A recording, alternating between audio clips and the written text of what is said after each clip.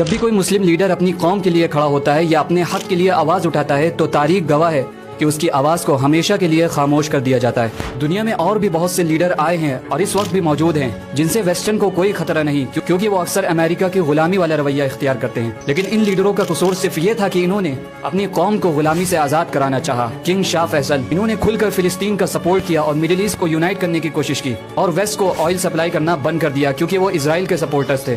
آخر کار ان کو ان کے بھتیجے کے ہاتھوں قتل کروا دیا گیا۔ صدام حسین، انہوں نے آئل کو نیشنلائز کر کے free education, free health care provide کی اور ویسٹرن کمپنیز کو نکال پھینکا۔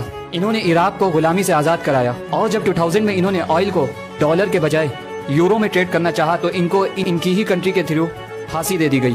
معمر غدافی، انہوں نے لیبیا کی ویل سیکیور کرنے کے لیے آئل کو نیشنلائز کر دیا اور فری ایجوکیشن، ہیلتھ کیئر اور انفراسٹرکچر پرووائڈ کی۔ انہوں نے امریکن اور برٹش ملٹری بیسز کو ختم کیا اور افریقن کرنسی کو پش کرتے ہوئے ڈالر کو چیلنج کر دیا۔ مطلب انہوں نے کسی کی غلامی برداشت نہیں کی۔ علی خامنئی، جن کو امریکن اور اسرائیلی حملوں میں قتل کر دیا گیا کیونکہ انہوں نے فلسطین کو کھل کر سپورٹ کیا اور اسرائیل اور امریکہ کے ظلم کے خلاف جہاد کیا اور اسلام کی سربلندی کے لیے ہر ممکن کوشش کی اور امت مسلمہ کو یونائٹ کرنے کی بات کی۔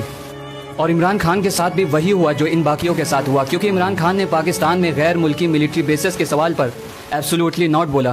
Will you allow the American government to have CIA here in Pakistan? Absolutely not. اور عمران خان نے اسرائیل کے خفیہ پلانز کو ایکسپوز کیا کہ اسرائیل مسلمانوں کو آپس میں لڑوانا چاہتا ہے۔ اسرائیل کی کوشش ہے کہ مسلمانوں کو لڑاؤ۔ اور دنیا بھر میں جہاں کہیں بھی دنگے فساد ہو رہے ہیں ان میں کہیں نہ کہیں اسرائیل کا ہاتھ بھی ہے۔ یہ جتنی آگ لگی ہوئی نا مسلمان دنیا میں، آپ اس کے پیچھے کہیں نہ کہیں جائیں گے تو اسرائیل ہوگا۔ عمران خان نے اپنی قوم کو غلامی سے نکال کر آزاد کرانے کی فکر ظاہر کی، جس کی وجہ سے ان کا انجام بھی وہی ہوا جو باقیوں کے ساتھ ہوا۔